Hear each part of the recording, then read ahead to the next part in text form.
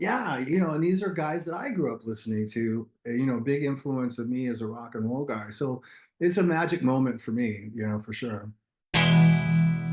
We had a blast doing that back then. It was just for the fun of it. And I'd always wanted to do something with those guys at some point in the future. And I finally just had this little space between legs. And I thought, you know what? Let's just do this right now.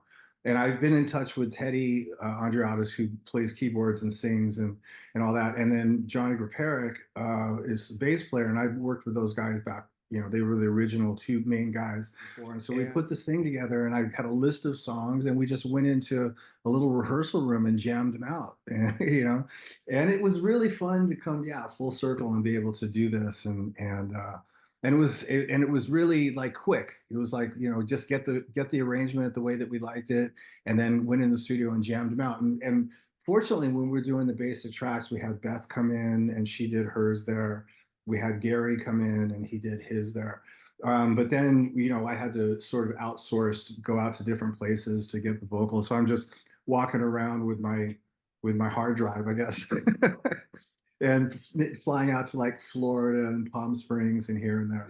The cool thing about this particular song with those particular guys was, I love doing the song. And I wanted to get to say, who do you call to it's like I don't want to go after the most obvious blues guys. I want to get guys who totally get it, but aren't, there's a definite traditional blues market with guys that's what they do. And I didn't want to go there. I wanted to make it a little bit more eclectic. But Brian was the first guy I thought of for this song. And I called him up because I knew that, with AC/DC and stuff, you're not really sure what he can or can't do outside of his contract. So he goes, let me check with the powers that be. I love that song. And it turns out that particular song was an important part of his upbringing. Like, so he knew the song backwards and forwards. So that's the kind of thing, that's the kind of magic you're looking for, where a song really speaks to somebody, and they want to sing it. And then so when he came on board and said it was fine, it was great, and I went over to Florida and we did it. And then I came back to LA, and Steven was coming in to visit about something else. But I think I told him that I was doing whatever it was. He brought his harmonicas with him.